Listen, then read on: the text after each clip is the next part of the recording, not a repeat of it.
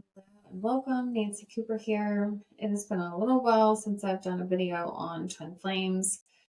I've had some messages, I've had some requests, so here I am. We're going to talk about this today. What I really want to talk about is the kind of this fairy tale paradigm that falls into the category of the twin flame journey. And this is where a lot of people get tripped up. Okay, this is like the biggest pitfall when someone hears about the twin flame concept and they adopt it and think this must be what I'm looking for. Let's start out by actually going ahead and clarifying what the twin flame journey is.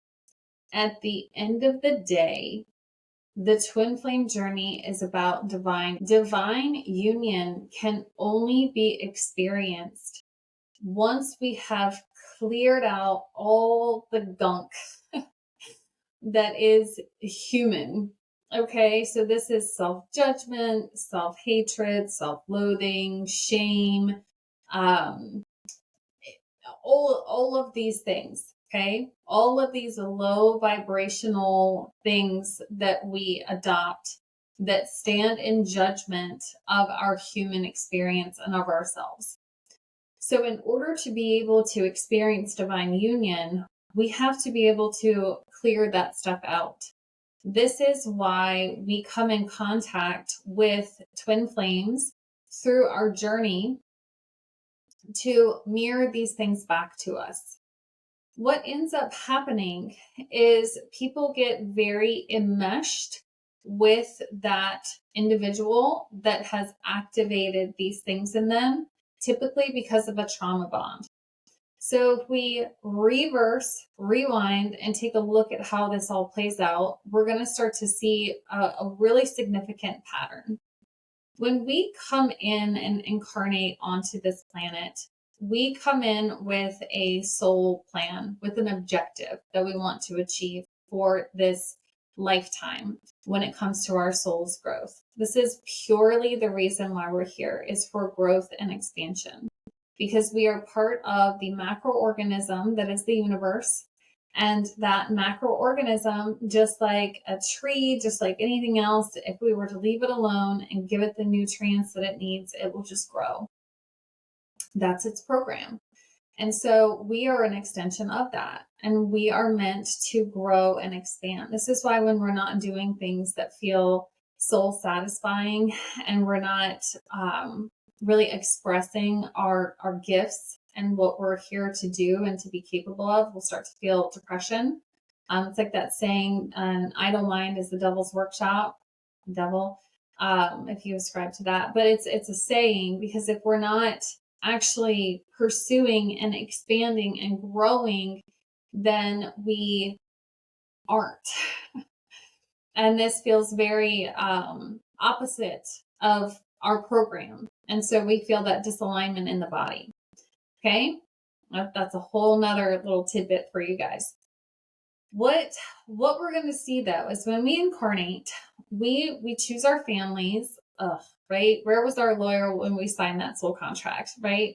But we choose our families. We choose these scenarios that we will experience to activate certain programs within us that we are intentionally wanting to heal in this lifetime. We can't heal them if they don't get activated, right? This is a lot when I talk about the witch's wound. When we come in with it, we have experiences that activate our witch's wound, that archetype, and they play out until we start becoming conscious and we go, whoa, I see this pattern. I see this happened. Now I'm conscious of how I have subconsciously been replaying this pattern out, and now I'm ready to do something about it and to intentionally work on healing it. This is exactly what the twin flame program was set up for. So have soul contracts with individuals along the road. This is why people say, well, we only have one, or you have many. When we recognize that we're all the extension of one soul, that kind of like we have one and many. This is how this works. Everyone is a reflection of us because we're all one. So we'll come in contact with these individuals that we have these contracts with that are designed to activate these programs, to mirror them back and say, hey, I'm going to shove this in your face to the point where you just cannot ignore this because it needs to be healed. That's why you're wanting to heal this. That's why you're here, dear soul friend. So I'm going to trigger the ever living you know what out of you until you recognize, hey, this is a problem that I need to now take full accountability for and heal. Because at the end of the day, things that happen to us that were unpleasant were not our fault, but whatever has built within our bodies because of those things is now our responsibility, right? So we have to take that accountability and say, okay, I'm recognizing this. I'm seeing this pattern. I have to heal this. This is my thing. This is not mine, and I have to heal it. I have to clear it from my body.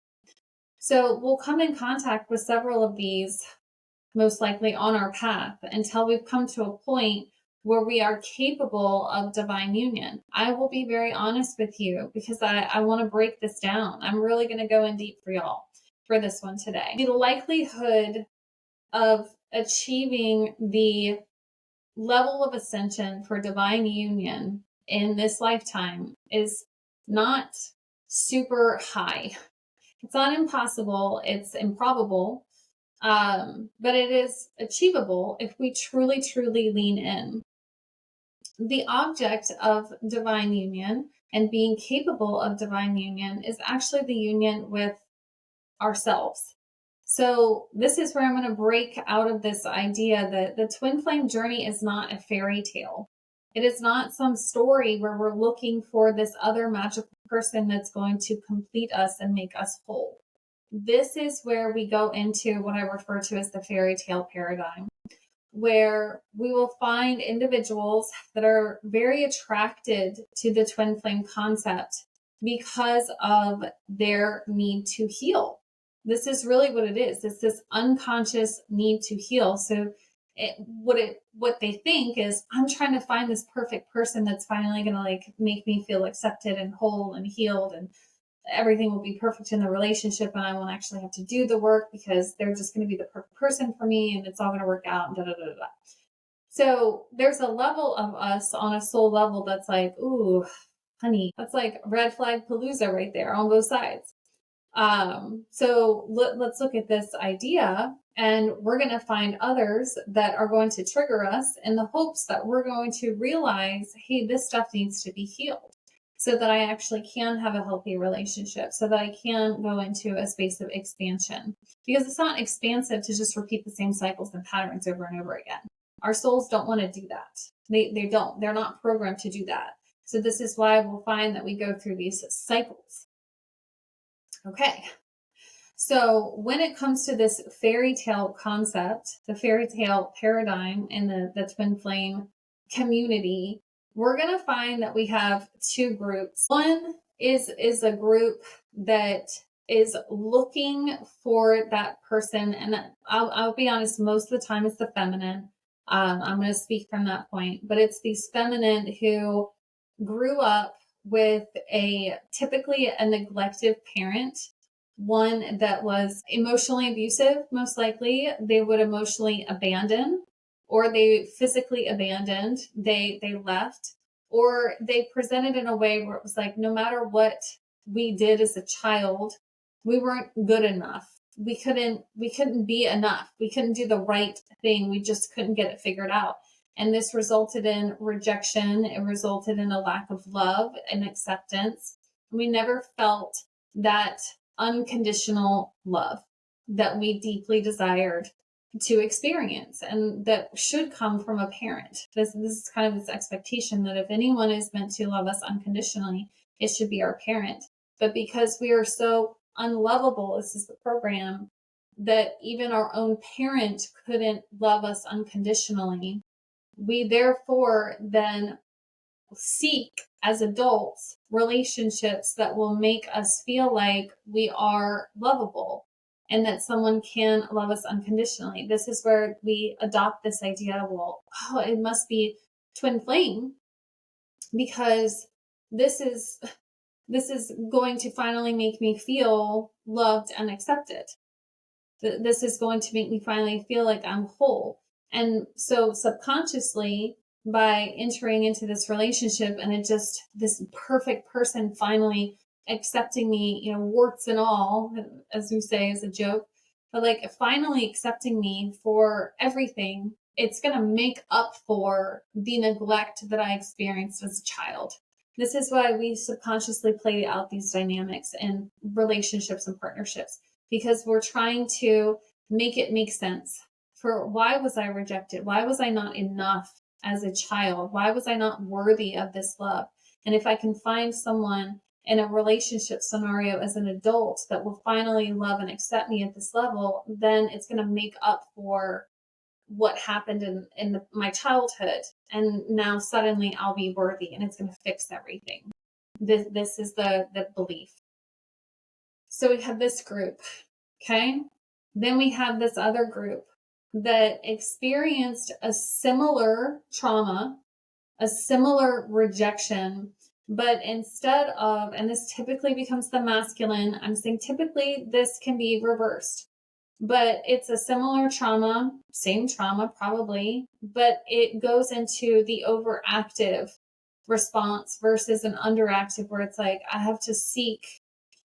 We go into this other where it's almost like I'm going to be the hero and I'm going to become so worthy of someone else's love by being perfect that's how I'm going to make this happen.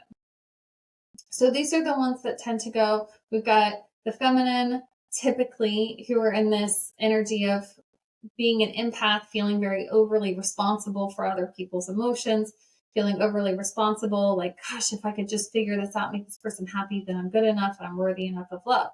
So we adopt this, and then we have this other group that is in this space of, I have to just be perfect. That makes me lovable. So there's zero accountability from these individuals because they have to be perfect. And so someone who is perfect is not going to be accountable for when they make a mistake. They're not going to be accountable for when they hurt someone's feelings because they're perfect. They have adopted this idea that they have to be perfect in order to be lovable.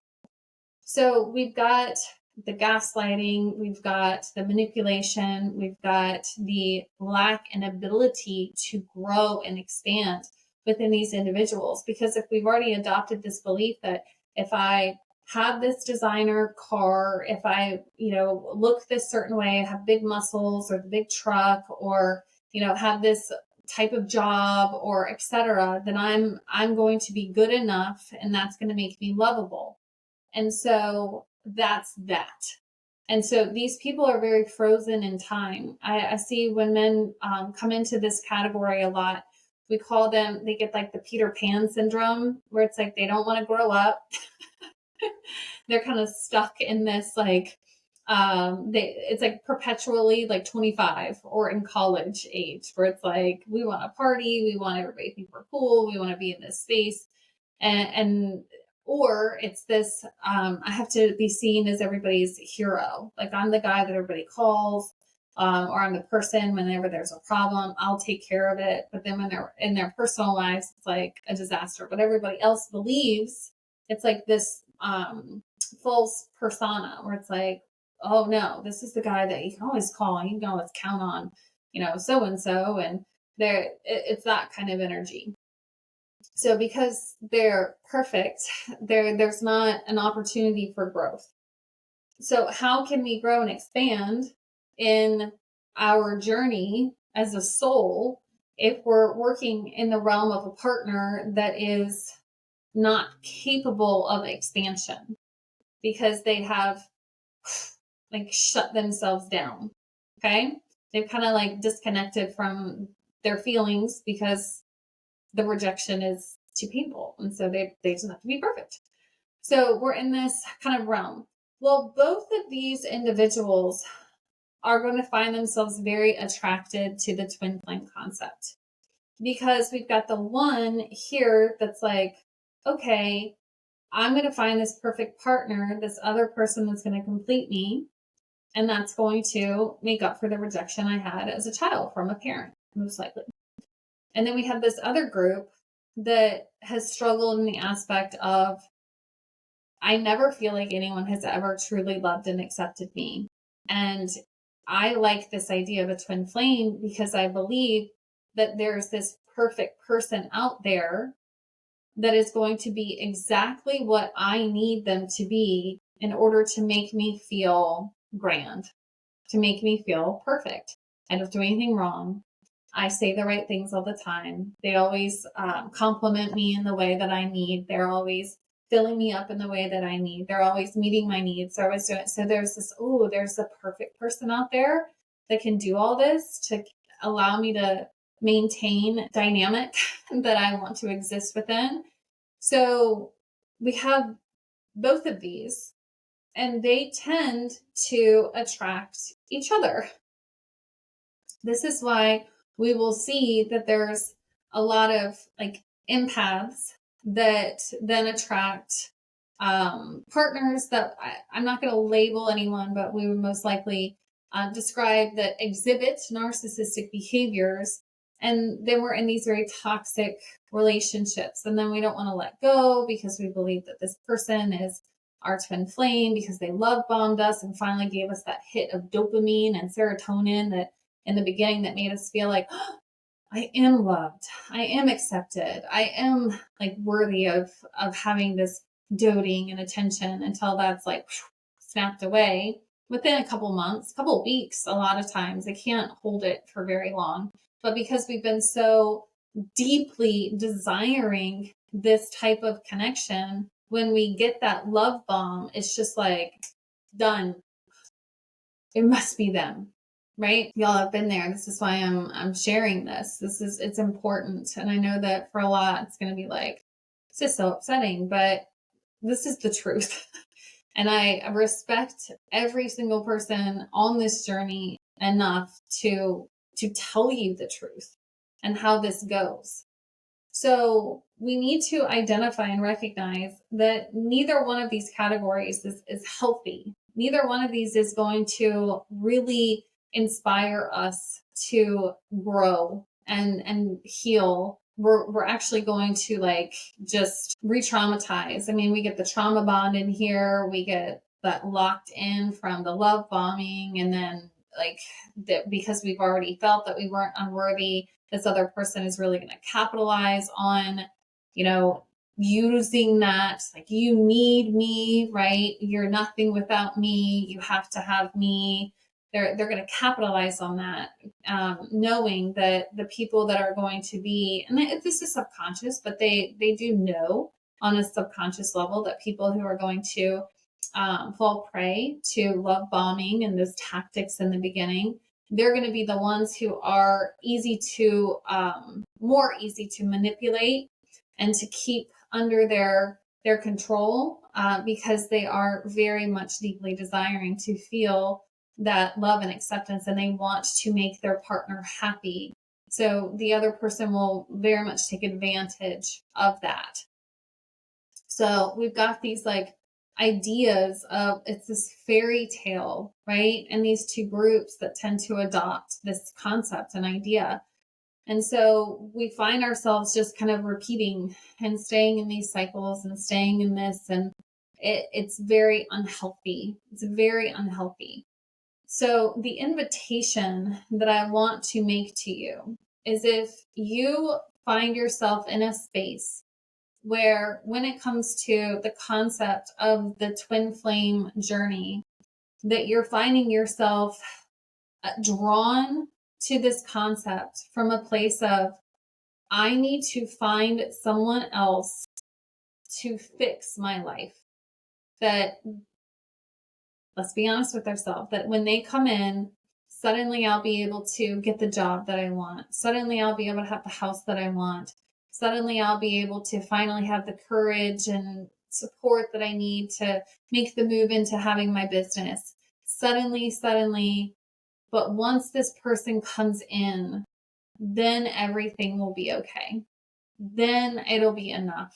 then I will feel like enough to finally have the courage to start my business or to start showing up in my business or to ask for the raise or to, if you are finding yourself in that space and have adopted that belief, I really want to invite you to investigate that with love. Because when we are constantly seeking something outside of ourselves, it's because we have not given that to ourselves. The goal for the divine union, again, is to be capable of having divine union, which means we've cleared out these beliefs that we're not enough, that we're unworthy, that we judge ourselves. So once we've cleared those things out, we're then capable of having divine union. I want to lovingly inform you that when we're looking for a divine masculine partner or a divine feminine partner, the feminine is not going to want to be rescued. If she is healed and in her space for the masculines, she will not need you to come in and rescue her, nor will she want you to come in and rescue her. She will want you to co-create with her to continue in expansion. If we're finding that we're coming into someone who is like, oh, now that you're here, things will get better and you can fix it, or this one, that's a lot of pressure for a man or a masculine, however we express ourselves physically. That's not healthy. It's just not healthy. Okay. When we're looking for a divine masculine, a divine healed masculine is not going to want to save someone. He is going to want to find a partner that also wants to grow and expand together through co-creation. So we've done the work on our own individually. And now the best way for us to continue to expand and grow, because this is our soul's program, is to co-create together to continue to grow. So if you are someone who is truly desiring to be able to get yourself into a space where you can experience divine union, I really want to invite you into the space of recognizing what has this journey that I've been on so far, what has it revealed within me that needs to be healed? I've heard this from a lot of people, and I have so much love and compassion for you. If this is you, when I hear them say, gosh, this person, I can't stop thinking about them. I'm so consumed with them. We're in separation and it's been months and I just cannot stop thinking about them and it hurts. Okay, if this is you, I want to let you know the reason for that attachment is, one, because of the trauma bond, and two, because the karma has not been resolved. Okay? The karma has not been resolved. What this means is the two of you were coming in to reflect back for healing purposes. And if you are still holding on to the vibration of this other person, even though they have moved out of your experience, it is because the mirroring was not effective. The mirroring did not activate you enough to make you go, gosh, I really need to heal this. I really need to heal these beliefs. I really need to heal this cycle. I really need to do this work around this specific feeling, or like why even this belief of like, why would I be so unworthy of the love that I desire, that I would still want and hold out for someone who left me and who rejected me and who said that they don't want me? What does that say about the amount of love that I have for myself? So if you're finding that you have this connection still, and it is causing you a lot of pain, and it is causing you a lot of torment, It is because the karma isn't resolved. So if you want that pain to go away and you want that to stop, what you need to do is you need to take a hard look at, what did this dynamic show me? What did this teach me? In how many places did I self-abandon? In how many places did I not show up for myself with unconditional love by saying, I will not tolerate you treating me that way or talking to me like that. I know what I deserve and I deserve better. Where did these things happen? Where did we abandon ourselves in this dynamic and in this situation? Where did we surrender our power in this dynamic and situation? Those are the key to finally sitting with and looking at and saying, okay, I see this now. Once you start intentionally doing the work to heal those things, that connection will go away because the karma will have been fulfilled. The agreement will have finally been fulfilled. And then you're going to find yourself in a position where you're going to be open to someone new coming in.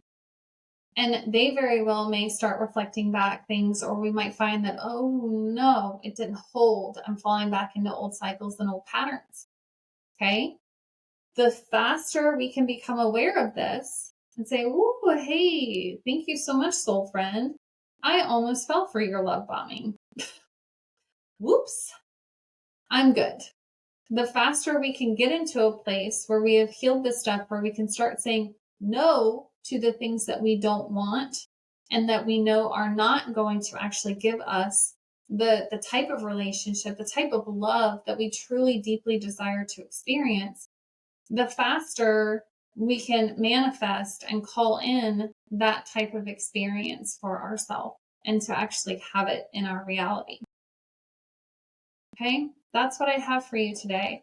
I really hope that this was helpful. I would love to hear in the comments what breakthroughs this video created for you. I'm sure that I'm going to get some stink because I've said some things that a lot of people on this journey are not going to want to hear. But this is it in a nutshell.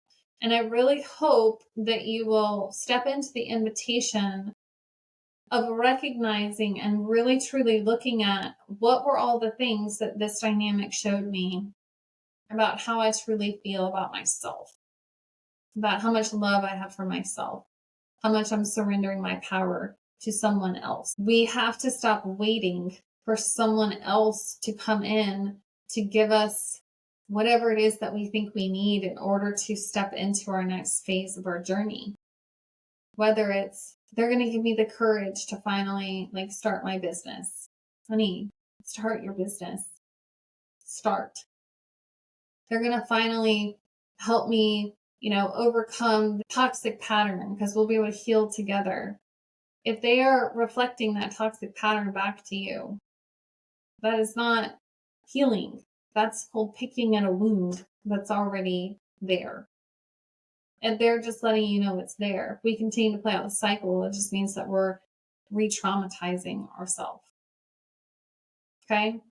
That's why I say when some people ask, they're like, is it okay to block this person? Is it okay to go into separation? It's really hard to heal when we continue to wound ourselves because the dynamic is not healthy. So yes, if that is what you need in order to be able to heal and step into your power and own that power, yes, absolutely. All right. I'm ending this here for today. Let me know your thoughts. Let me know if this helped and bring your questions and I'll try to do another video. I will not be doing twin flame stuff a lot, but I will answer some of these questions because a lot of the women who are in the spiritual online business, all of that kind of space, I know that this is a place that we tend to gravitate towards as well to play out subconscious self-sabotage cycles that keep us stuck in our businesses and that keep us from moving forward in our businesses. So I wanted to bring this to the table because it's something I personally struggled with and went through, and it severely held me back in my business. And so I want for you to start being able to identify these patterns so that you can start claiming your true power and authority over your own experience, and recognize and remember that there's not someone out there who's going to come in and just make it happen for you. And suddenly it's going to just be magic. That doesn't exist. The person that's going to come in and make it happen for you is that version of yourself that you have been holding back and keeping small because you've been surrendering your power to an external force. Thank you. So much love to you. If you found this helpful and learned something from it, I bet you one of your friends would too. So I invite you to share it. And until next time, bye-bye.